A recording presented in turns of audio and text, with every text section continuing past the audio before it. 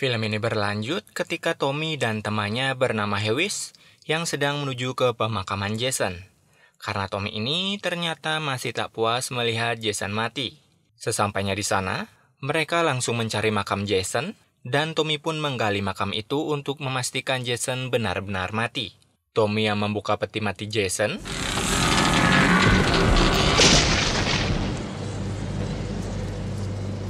langsung mencabut sebuah besi pagar dan menusuk-nusuknya ke arah Jason. Beberapa saat kemudian, sebuah kilat petir menyambar tubuh Jason, dan tubuh itu pun meresponnya hingga Jason berhasil bangkit kembali. Di mana kali ini Jason benar-benar kuat, bahkan mampu membunuh teman Tommy hanya menggunakan tangan kosong. Tommy yang melihat itu langsung lari ketar-ketir dari sana dan melapor ke kantor polisi.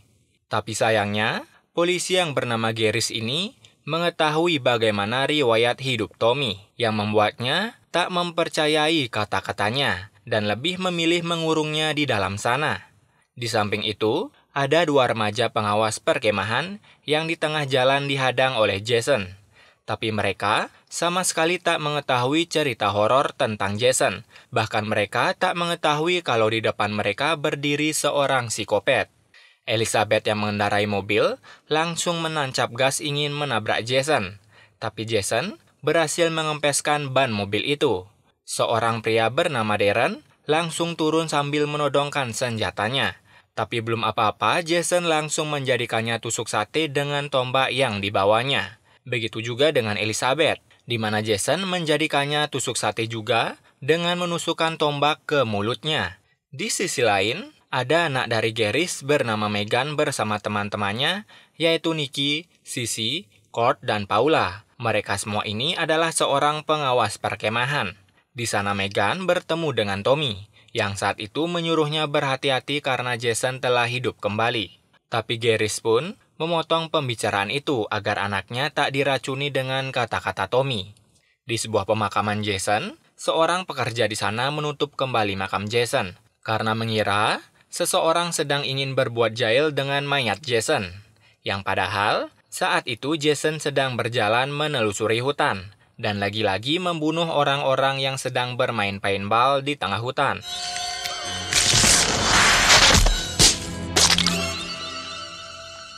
Di sebuah perkemahan Forest Green, Megan dan yang lainnya mulai mempersiapkan kebutuhan berkemah, karena kali ini dia kedatangan tamu para bocil dari sebuah sekolahan.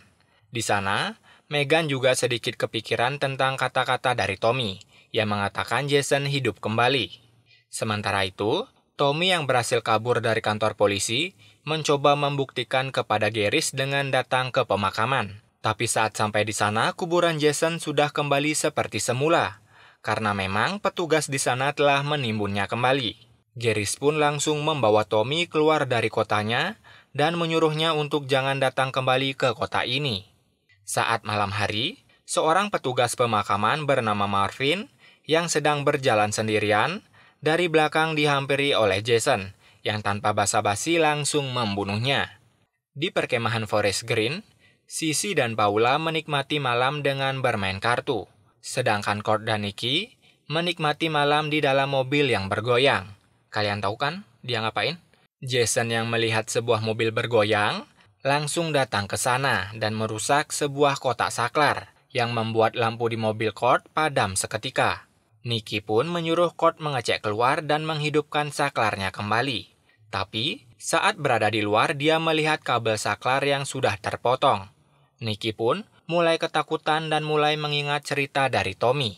Maka dari itu, mereka berdua langsung pergi dari sana, yang padahal saat di perjalanan ternyata Jason ada di dalam mobil itu, dan secara diam-diam langsung membunuh Nikki.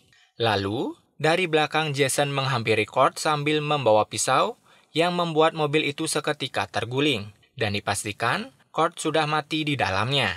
Di kantor polisi, Garris mendapatkan kabar tentang mobil Kurt yang terguling, tapi Garris malah mengira itu semua perbuatan Tommy agar orang-orang percaya tentang sosok dari Jason.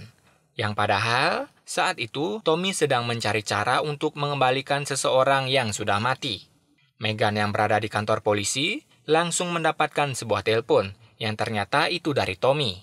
Tommy ini bilang kalau dia memiliki rencana untuk mengalahkan Jason. Maka dari itu, Megan pun menyuruh Tommy diam di sana karena dia akan menghampirinya. Garris yang sampai di TKP, temannya pun menunjukkan kepada Garris mayat-mayat yang dia temukan di dalam hutan. Melihat itu, Garris langsung menyuruh para polisi untuk memblokade setiap jalan di kota ini. Sementara itu, Jason yang sampai di perkemahan Forest Green mulai masuk ke dalamnya dan merusak jaringan telepon. Sissy yang belum tidur merasakan kalau ada seseorang yang datang. Tapi Paula mengatakan kalau kemungkinan itu ulah dari Kurt. Sissy pun berniat untuk menakut-nakuti Kurt. Tapi saat berada di jendela, tiba-tiba Jason lah yang keluar dan memutar 360 derajat kepala Sissy. Megan yang sampai di tempat Tommy langsung menaikkannya ke mobil. Di perjalanan, mobilnya pun harus dihadang anak buah ayahnya, yang membuat Megan harus putar arah.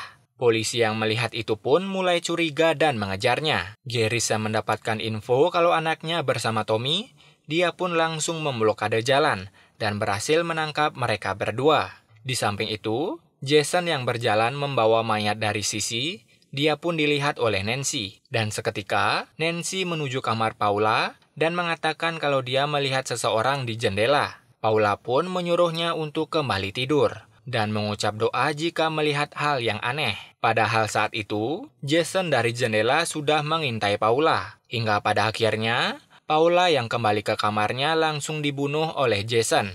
Di kantor polisi, Garris mendapatkan telepon lagi kalau ada korban jiwa yang ditemukan di perkemahan. Garris pun mulai menyalahkan Tommy atas kejadian itu dan langsung mengurungnya di sel, sementara dia pergi ke lokasi.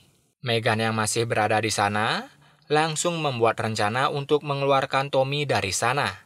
Hasilnya rencana itu pun berhasil, bahkan mengurung salah satu polisi di dalam sel.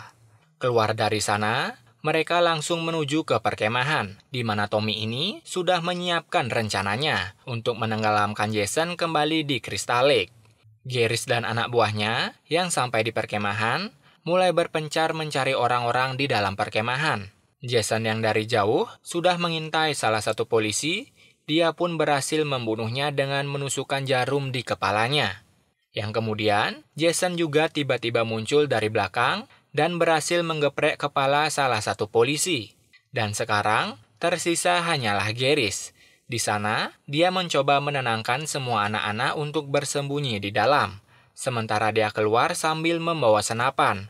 Dan akhirnya, bertemulah dia dengan Jason. Di mana Garris ini menembak Jason beberapa kali. Tapi tetap saja, Jason masih bisa bangkit kembali. Yang pada akhirnya Garris pun langsung lari ketar-ketir dari sana. Kemudian, Tommy yang sampai di perkemahan langsung mempersiapkan rencananya. Sementara Megan berlarian mencari ayahnya. Mendengar suara teriakan dari Megan, Garris pun langsung menyerang Jason dari belakang. Tapi pada akhirnya Garris pun harus mati dipijat kretek abal-abal oleh Jason. Setelah membunuh Garris, Jason langsung menuju kamar anak-anak dan langsung ingin menggeprek kepala Megan. Tapi Jason pun berhasil teralihkan karena mendengar suara teriakan dari Tommy yang mengajaknya bergelut di tengah danau.